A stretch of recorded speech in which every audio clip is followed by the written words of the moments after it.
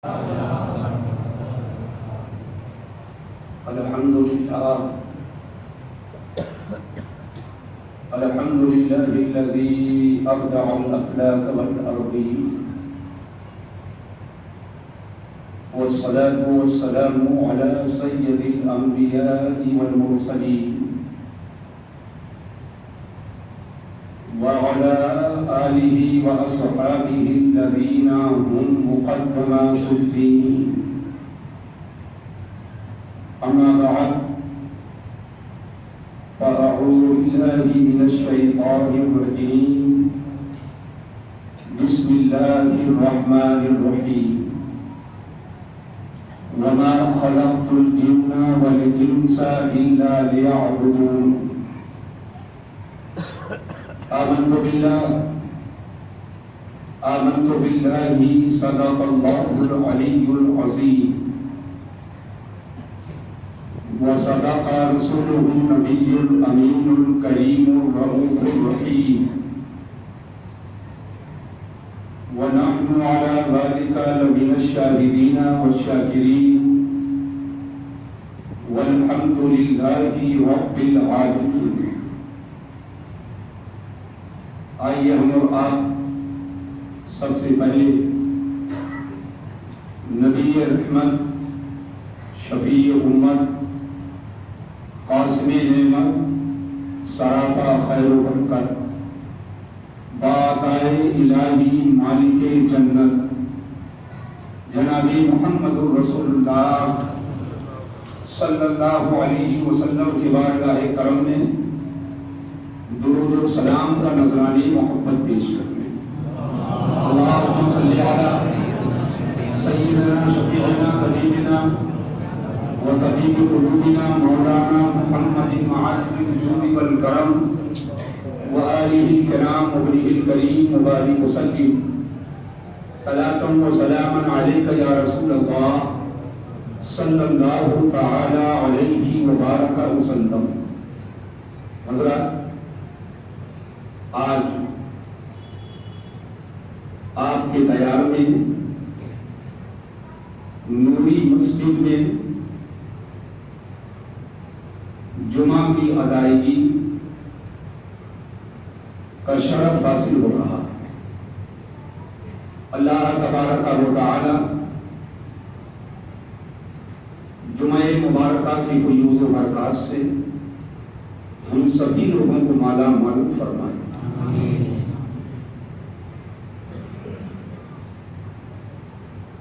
فصیح اللسان بلیغ البیان حضرت مولانا اظہار اشرف صاحب قبلہ، جو آپ کی مسجد کے خطیب و امام، محب گرامی حضرت حافظ و قاری عباس صاحب اللہ علیہ الرحمہ کے صاحب کرتے ہیں.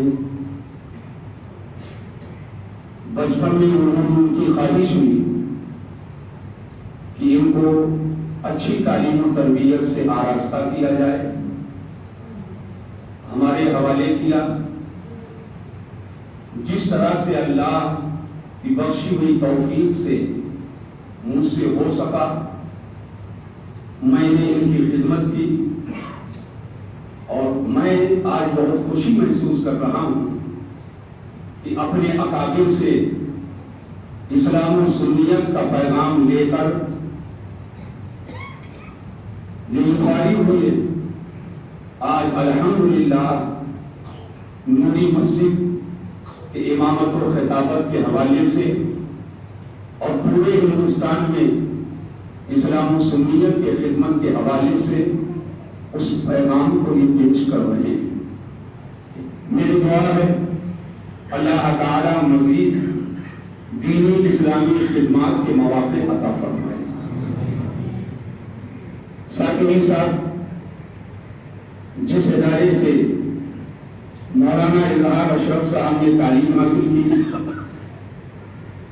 اس ادارے کے استاد اور پرنسپل جامعہ علم فن حضرت علامہ مولانا حافظ القاری الحاج بیت اللہ صاحب اللہ، آپ کے مابین وہ بھی تشریف فرما.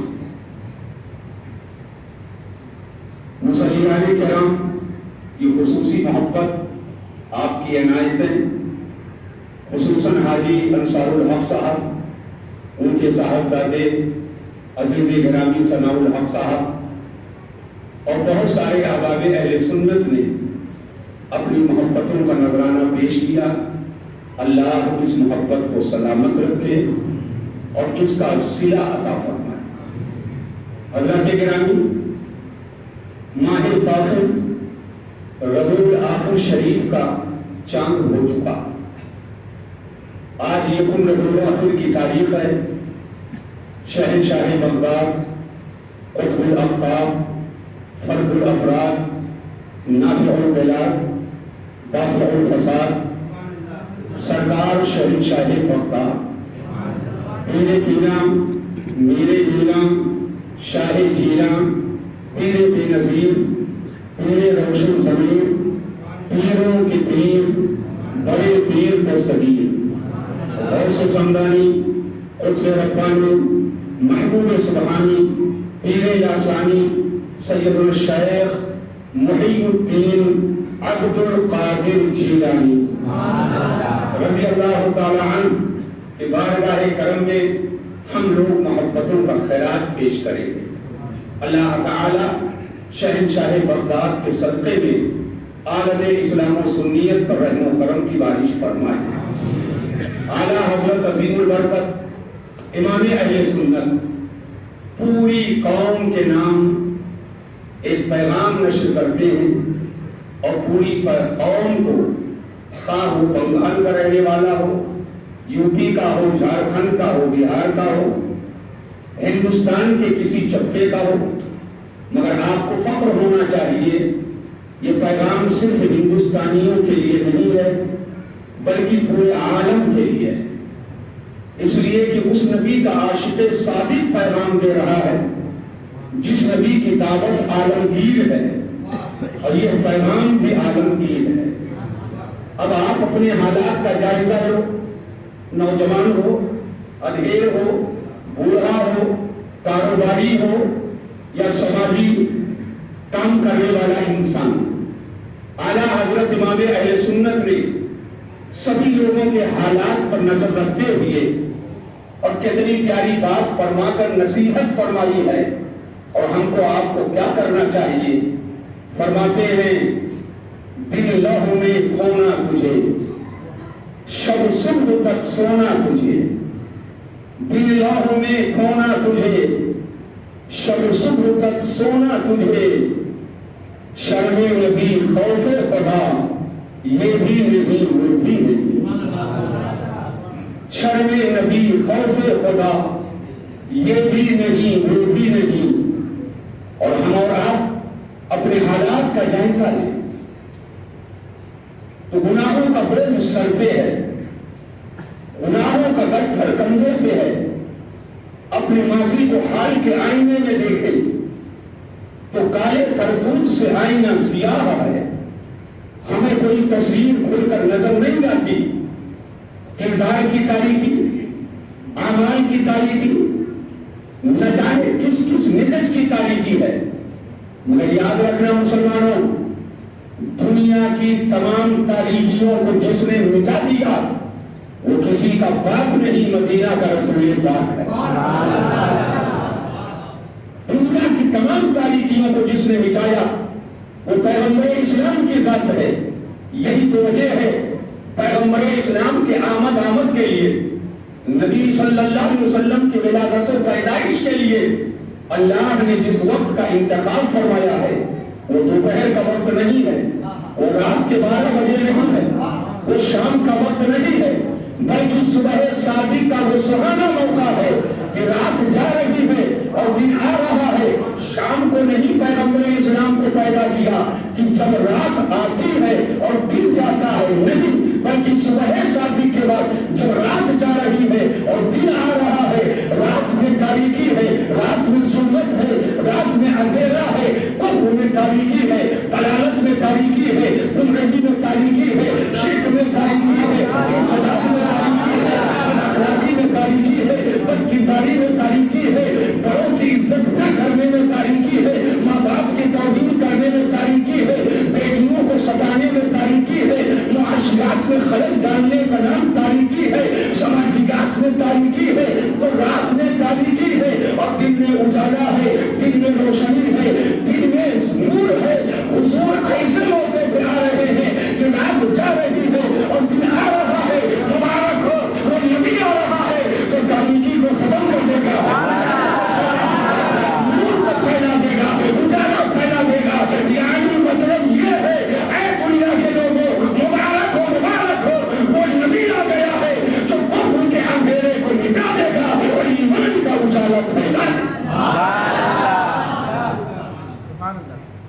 سب کا خلاصہ یہ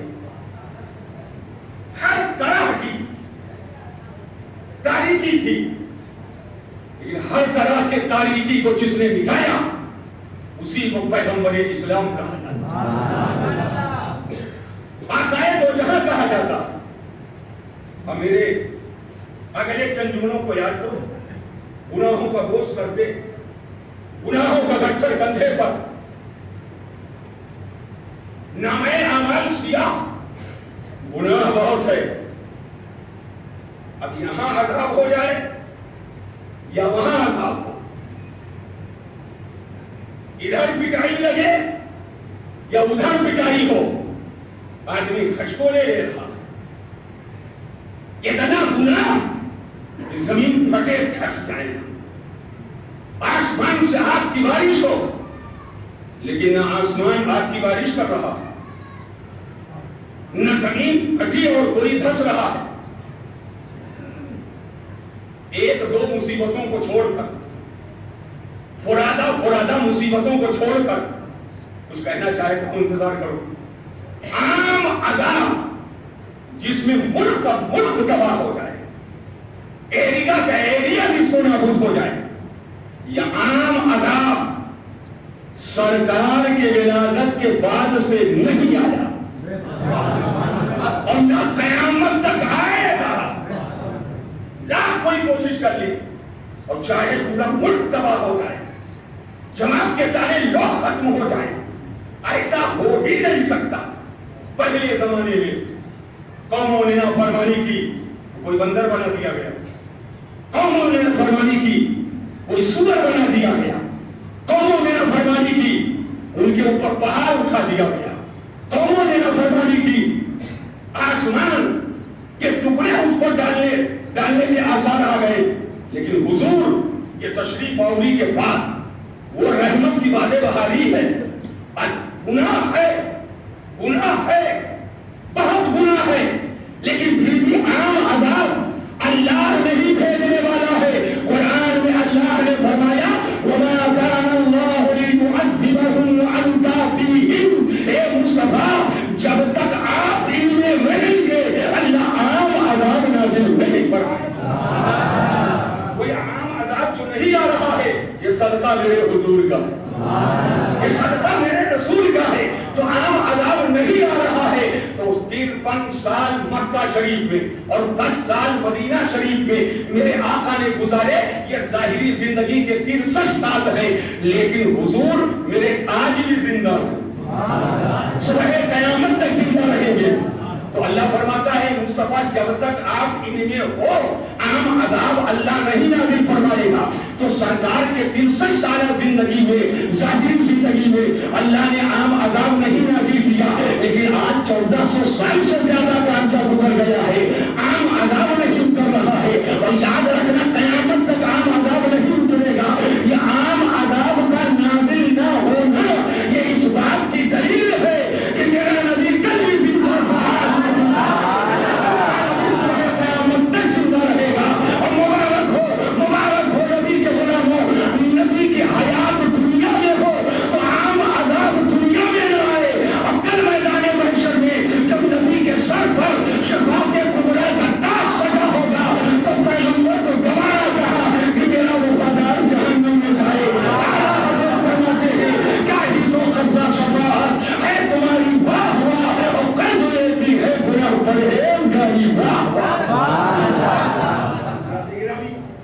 وقت میں گنجائش نہیں ہے کہ میں کوئی تفصیلی خطاب کروں۔ 2-2.5 گھنٹہ جب بولتا ہوں تب کچھ رس نکلتا ہے، ذہن کو حاضر کرو، گناہ تو بہت ہے، اب من میں ڈر ہے کہ سزا یہاں ملے کہ وہاں ملے۔ اعلیٰ حضرت امام اہل سنت فرماتے ہیں ڈر تھا کہ عیسیاں کی سزا، عیسیاں کہتے ہیں گناہ، ڈر تھا کہ عیسیاں کی سزا اب ہوگی یا روزے جزا۔ گناہ بہت ہے، اب ڈر رہے ہیں یہاں سزا ملے گی کہ وہاں، لیکن کریم آقا کے کرم کو دیکھو، کریم آقا کے کرم کو دیکھو۔ ڈر تھا کہ اصلاح کی سزا اب ہوگی یا روزے جزا، دی ان کی رحمت نے صدا، یہ بھی نہیں وہ بھی نہیں، رحمت نے صدا، یہ بھی نہیں وہ بھی نہیں۔ حضرات گرامی، اللہ تعالی جل مجدہ کریم قرآن عظیم میں فرماتا ہے وَمَا خَلَقْتُ الْجِنَّ وَالْإِنسَ إِلَّا لِيَعْبُدُونِ، میں نے انسان اور جن کو اپنی عبادت کے لیے پیدا کیا۔ انسانوں میں آپ سب آ گئے، انسان اور جن کو اللہ نے عبادت کے لیے پیدا کیا۔ ہمارے آپ کے پیدا ہونے کا مقصد اللہ کی عبادت ہے۔ آدمی جس کام کے لیے جاتا ہے، آپ کلکتے میں دھرم تلہ گئے کسی کام کے لیے، بڑی محنت کی اور کام نہیں ہوا تو آپ کہہ دیتے ہیں آنا بیکار ہے۔ مقصد جس مقصد کے لیے آیا تھا وہ نہیں ہوا۔ آپ لکھنؤ یو پی پہنچے، جس کام کے لیے گئے تھے کام نہیں ہوا، آپ کہتے ہیں آنا بیکار، وقت ضائع ہو گیا۔ اے میرے بھائی، ہم کو آپ کو ایک مسلمان ہونے کے ناطے یہ سوچنا ہے کہ اللہ نے ہم کو آپ کو پیدا کیا، کبھی باپ کے پشت میں تھے، کبھی ماں کے شکم میں آئے، کبھی پیدائش ہوئی، تو ہم کو آپ کو اللہ نے کس لیے پیدا کیا ہے؟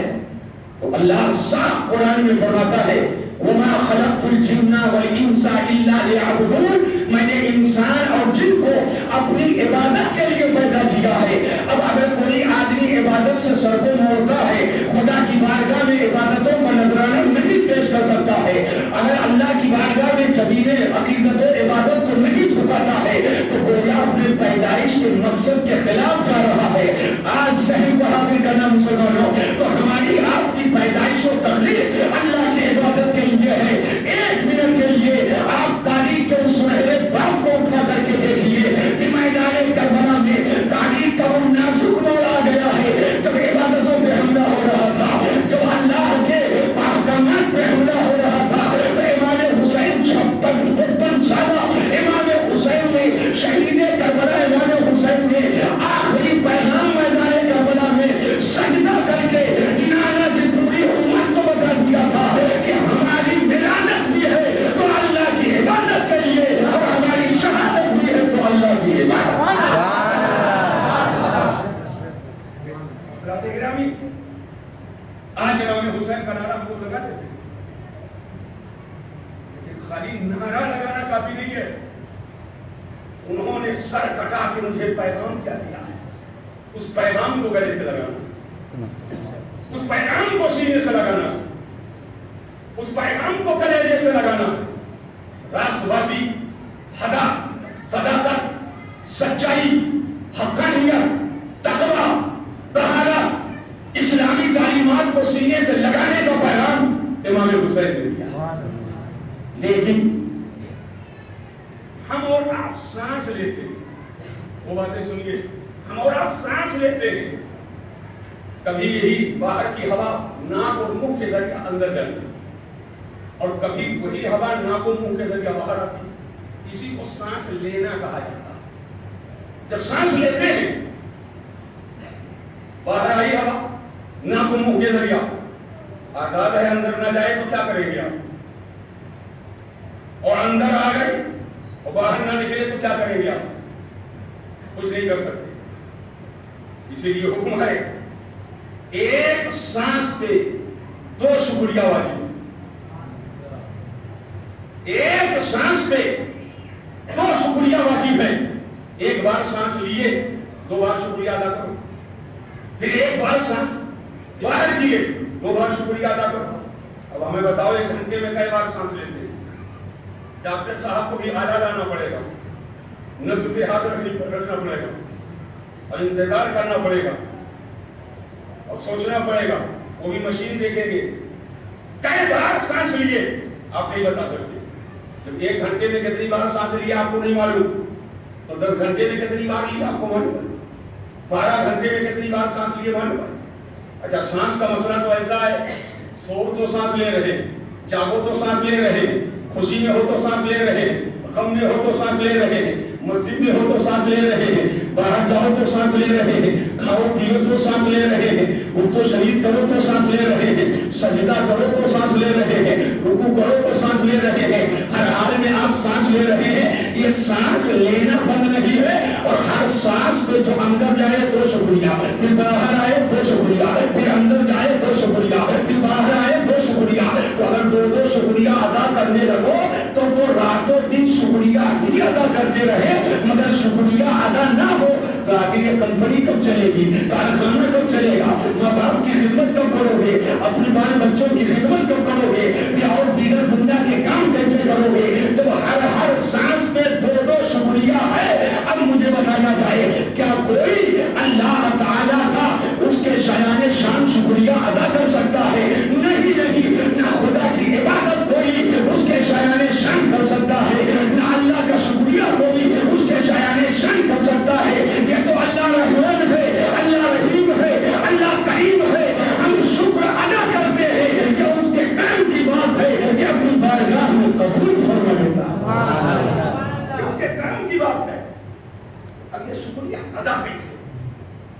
یہ پیغام سے کر کے جا رہا ہوں 24 گھنٹہ سانس لیتے ہیں، ہر سانس پہ 2 شکریہ، تو کیا کروں کہ سب شکریہ ہو جائے؟ تو ایک کام کرو، راتوں دن میں 5 وقت ہے۔ ایک وقت ہے کہ رات میں سو رہے تھے اور نیند آدھی موت ہے، نہ اٹھ پاتے تو کیا کر لیتے؟ تو جب صبح اٹھو سارا کام بعد میں، پہلے اللہ کی عبادت۔ یا اللہ تیری بارگاہ میں شکریہ ہے، سو گیا تھا نہ اٹھتا، موت آدھی، نیند آدھی موت ہے، مولا تیرا کرم ہے، تیری بارگاہ میں سجدوں کا نذرانہ پیش ہے کہ تو نے مجھے دوبارہ زندگی عطا فرمائی۔ وہاں سے لے کر کے سورج نکل چکا ہے، دوپہر تک یہ ایک وقفہ ہے۔ اب خطے نصف النہار میں سورج آ چکا، ڈھلنے والا، جیسے ڈھلے دن کا دوسرا پہر شروع ہو گیا۔ کہیں ایسا نہ ہو ایک پہر دنیا میں رہے ہو تو اللہ کو بھول جاؤ، جیسے سورج ڈھلے پھر ظہر کی نماز پڑھو، اللہ کی بارگاہ میں سجدہ کرو۔ ظہر پڑھ لیا، غور کیجیے گا، عصر کا وقت یہ شاپنگ کا ٹائم ہے، کاروبار کا ٹائم ہے، بچوں کی خدمت کے لیے کچھ سامان لانے کا وقت ہے۔ تو کہیں ایسا نہ ہو شاپنگ ہی میں مصروف رہو اور اللہ کو بھلا دو۔ تو عصر کا وقت آیا، سر کو جھکاؤ، سجدہ کرو۔ سورج جیسے ڈوبا، دن کا اجالا گیا، رات کی تاریکی وحشت لے کر آ رہی ہے، دہشت لے کر آ رہی ہے۔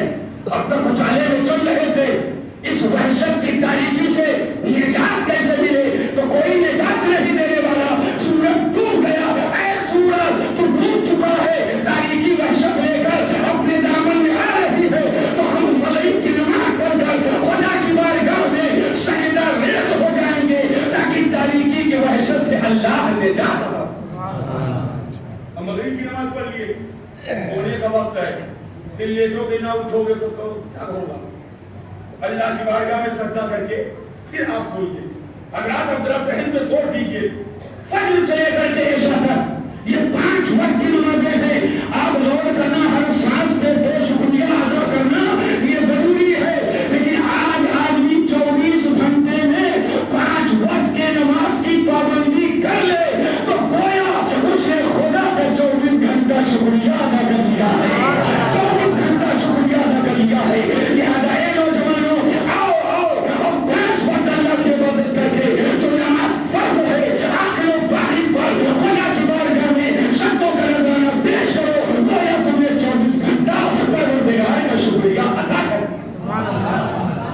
نہیں پتے یہ نماز کو ہم پڑھتے اللہ اکبر، یہ کانوں تک ہاتھ لے جا کر جو تکبیر کہتے ہیں، ہاتھ کو نیچے لا کر نیت باندھتے ہیں، یہ تکبیر کہنا تکبیر تحریمہ، جو بھی نماز، نیت باندھے یہ بھی نماز، رکوع میں گئے وہ بھی نماز، قعدہ میں ہے وہ بھی نماز، تحیات پڑھے وہ بھی نماز، الحمد شریف پڑھے وہ بھی نماز۔ آپ آپ سجدے میں گئے وہ بھی نماز، مگر اللہ کا بندہ اللہ کے سب سے زیادہ قریب کب ہوتا ہے؟ اللہ کا بندہ اللہ کے سب سے زیادہ قریب سجدے میں ہوتا ہے۔ ماشاءاللہ ہمارے کچھ بھائیوں کو معلوم سجدے میں ہوتا ہے، لیکن کیا کبھی آپ نے غور کی قیام بھی تو نماز ہے، رکوع بھی تو نماز ہے، تحیات بھی تو نماز ہے، سورہ فاتحہ پڑھنا بھی نماز ہے، نیت باندھنا بھی نماز ہے، اللہ اکبر کہنا بھی نماز ہے، سمی اللہ لمن حمدہ کہنا بھی نماز ہے، ربنا لک الحمد کہنا بھی نماز ہے، یہ سب تو نماز ہی ہے۔ اللہ نے سب سے زیادہ قرب اپنے بندے کو سجدے کی حالت میں کیوں؟ یہ سجدہ میں کیا ہو گیا؟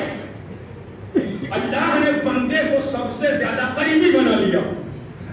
حضرات وقت نہیں ہے 50 میں ہم کو ختم بھی کرنا، دکھائیں غلط ہے 5 منٹ زائد ہے، اس کا مطلب میرے پاس 11 منٹ ابھی 11 منٹ ہے۔ یہ سجدے میں سب سے زیادہ قرب اللہ نے بندے کو کیوں دیا؟ سجدہ یہ عبادت ہے خدا کی اور عادت ہے مصطفیٰ کی۔ سبحان اللہ۔ اللہ نے حکم دیا قرآن میں اقیموا الصلاۃ، قائم کرو نماز، قائم کرو نماز۔ حج کے لیے آپ لوگ تشریف لے جا رہے ہیں، میں نے مولانا سے کہہ دیا کہ حج پہ جانے سے پہلے اگر میرے پاس وقت رہا اور وقت سے آپ نے رابطہ کر لیا انشاءاللہ وہ حج کے تفصیلی مسائل جس کو میں تفصیل سے بیان کرتا ہوں اس موقع پہ آ کر ایک جلسے کی صورت میں تمام جانے والے حجاج کرام کو جانے سے پہلے ہی عالم تصور میں وہ مناظر جو جس سے مالا مال ہونے والے ہیں انشاءاللہ کلکتہ ہی میں عالم تصور میں اس کو دکھا دیا جائے۔ سبحان اللہ۔ اللہ کرم فرمائے اور بارگاہ رسول کی با ادب مقبول منظور مسعود حاضریاں نصیب فرمائے۔ لیکن جانے والے تو بچ جاتے ہیں، با ادب حاضری کسی کسی کے حصے میں آتی، مقبول حاضری کسی کسی کے حصے میں آتی۔ آئے سب ہو مگر کوئی ضمانت نہیں سب کا سجدہ قبول ہے، کوئی ضمانت نہیں۔ لیکن جماعت اسی لیے نماز میں ہے کہ ہر 40 مسلمان میں کوئی نہ کوئی اللہ کا ولی ہوتا، ہر 40 مسلمان میں کوئی نہ کوئی اللہ کا ولی قریبی ہوتا ہے خدا کا۔ تو جماعت اسی لیے ہے کہ مل کر کے اکٹھا ایک ساتھ سجدہ کرو تاکہ اگر ہم گنہگار ہیں میرا سجدہ قبول نہیں تو وہ 40 میں وہ ایک جو اللہ کا قریبی بندہ ہے خدا جب اس کے سجدہ کو قبول کرے گا تو اس کے سجدے میں گنہگار کا سجدہ قبول کرے گا۔ یہ جماعت کی حکمت ہے۔ اب ساری حکمتوں کو تو میں 20 منٹ میں نہیں بیان کروں، یہ جماعت کی حکمت ہے، اسی لیے فرض نمازوں کی جماعت ہے۔ ذہن کو حاضر کیجیے سجدے میں اللہ نے سب سے زیادہ قرب کیوں دیا؟ تو چونکہ غور سے سنیے گا سجدہ عبادت خدا کی عادت ہے۔ سجدہ اللہ نے فرمایا کہ الصلاۃ، قائم کرو نماز۔ صحابہ نے عرض کیا کیف نصلی یا رسول اللہ، یا رسول اللہ ہم نماز کیسے پڑھیں؟ اللہ کا حکم ہے نماز قائم کرو، تو کیا کیا کروں کیسے کیسے کروں تو اس کو نماز کہا جائے؟ آقا فرماتے صلو کما رأیتمونی اصلی، اے صحابہ جیسا مجھے پڑھتا دیکھو ویسے ہی بولو، جیسا مجھے پڑھتا دیکھو۔ رأیتمونی میں آیا ہے عربی گرامر کے اعتبار سے رویت پہلے دیکھنے کو آنکھ سے، جیسا پڑھتا دیکھو ویسے ہی پڑھو، جیسے قیام کرو ویسے قیام کرو، جیسے سجدہ کرو ویسے سجدہ کرو، جیسے رکوع کرو ویسے رکوع کرو۔ غور سے سنیے گا جیسا پڑھتا دیکھو، تو جس کو آپ دیکھیں گے اس کا مجسمہ آپ کے ذہن میں رہے گا کہ نہیں رہے گا؟ امام صاحب یہاں ہیں، آپ اگلی صف میں ہیں، آپ ان کو دیکھ رہے ہیں، امام صاحب کا خیال رہے گا کہ نہیں رہے گا؟ کہ پورا چہرہ پورا بھول جاؤ، خیال رہے گا نا؟ اور آقا فرماتے ہیں صحابہ جیسا پڑھتا دیکھو ویسے پڑھو. یہ نہیں پڑھنا جیسا پڑھوں ویسا پڑھو, نہیں پڑھنا جیسا پڑھتا دیکھو ویسا پڑھو. وہ حضور پڑھ رہے ہیں, صحابہ دیکھ رہے ہیں. حضور پڑھ رہے ہیں, صحابہ دیکھ رہے ہیں. اور جب صحابہ دیکھ رہے ہیں, دیکھ دیکھ کر نماز پڑھ رہے ہیں, سچائی سے بتاؤ تو نبی کا خیال صحابہ کے دل میں آ رہا ہے کہ نہیں آ رہا ہے؟ یہ کہنے دو. آج وہابی کہتا ہے نبی کا خیال نماز میں آئے, نماز نہیں ہوگی, مگر صحابی کا سجدہ بتا رہا ہے بغیر نبی کے خیال کے نماز نہیں ہوگی. اب سوچو, اللہ کے 99 نام, کتنے نام ہیں؟ دور سے بولیے. 99. اللہ کا گھر یاد کر لو. اللہ کے 99 نام. اللہ کا رحمان, نام رحمان, ستار, غفار, قہار, جبار, علیم, حلیم, کریم, رحمان, صبور, شکور. اس طرح اللہ کے 99 نام. اللہ کا کرم میرے حضور کے بھی 99 نام, سرکار کے بھی 99 نام ہے. اور سرکار کے کلمے کو جس زمین کے ذرے نے چوما اور جو شہر یثرب تھا نبی کے کلمے کے صدقے میں جو مدینہ بن گیا, اس مدینہ شریف کے بھی 99 نام ہے.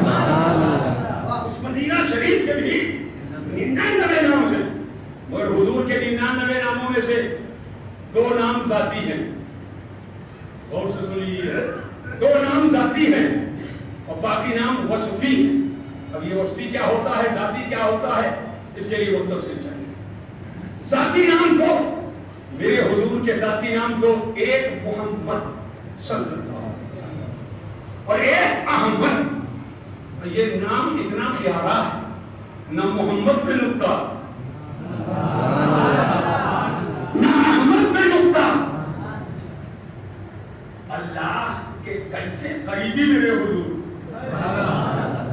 نہ اللہ پہ نقطہ اور نہ رسول اللہ پہ نقطہ, نہ کلمہ اللہ پہ نقطہ, نہ لفظ محمد پہ نقطہ, نہ لفظ احمد پہ نقطہ.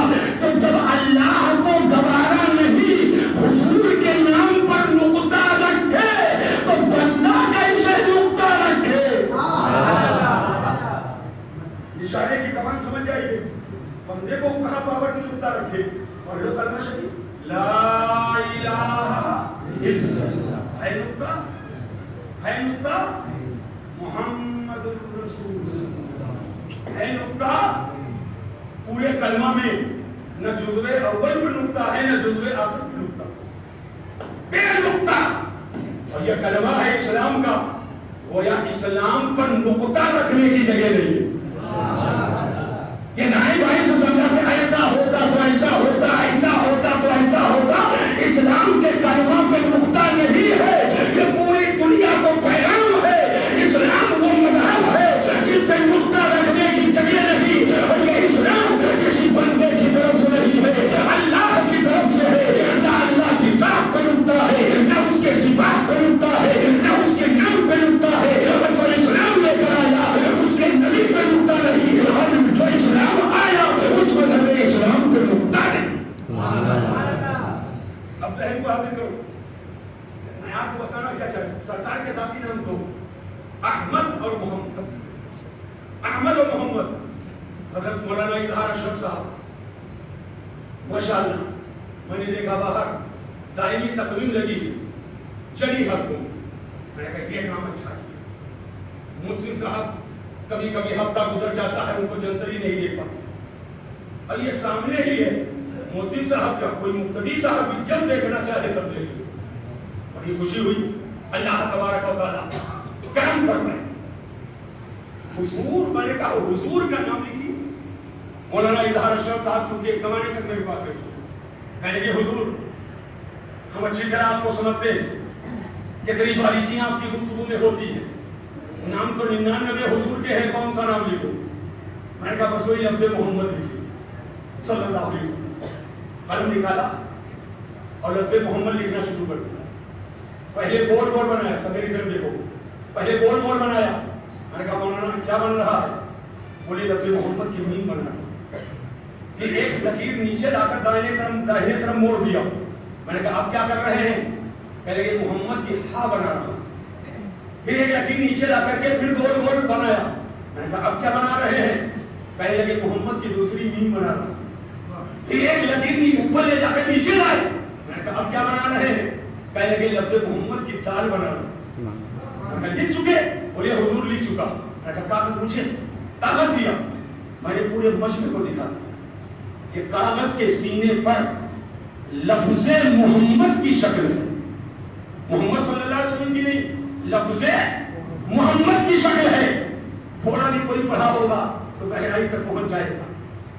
گول گول پہلے نہیں، پھر ایک لکیر نیچے آ کر داہنے مڑی، یہ محمد کی ہاں.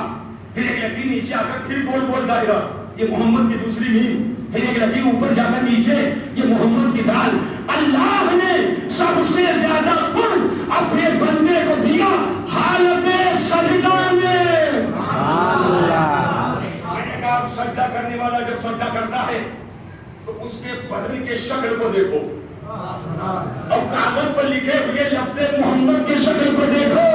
تو جب سجدہ کرنے والے کے شکل کو دیکھو گے تو دونوں پنجوں کے بیچ میں یہ گول گول سر، یہ لفظ محمد کے نیم کا جلوہ ہے. اور پیٹھوں کمر کا حصہ، یہ بازو کا حصہ، ہاتھ و کلائی، یہ محمد کے ہاتھ کا جلوہ ہے. اور یہ پیٹھوں کمر کا حصہ یہ دوسری نور کا جلوہ ہے. اور ران و پنڈلی کا حصہ یہ محمد کے دال کا جلوہ ہے. مسئلہ حل ہو گیا. اس سجدے کی حالت میں اللہ کے بندے نے جب اپنے بدن کو میرے محبوب کے نام کی طرح بنا لیا تو اللہ نے نبی کے نام کے صدقے میں اپنے بندے کو قربت فرما دیا ہے، فرما دی اور عزت عطا فرما دیتا اللہ ہے.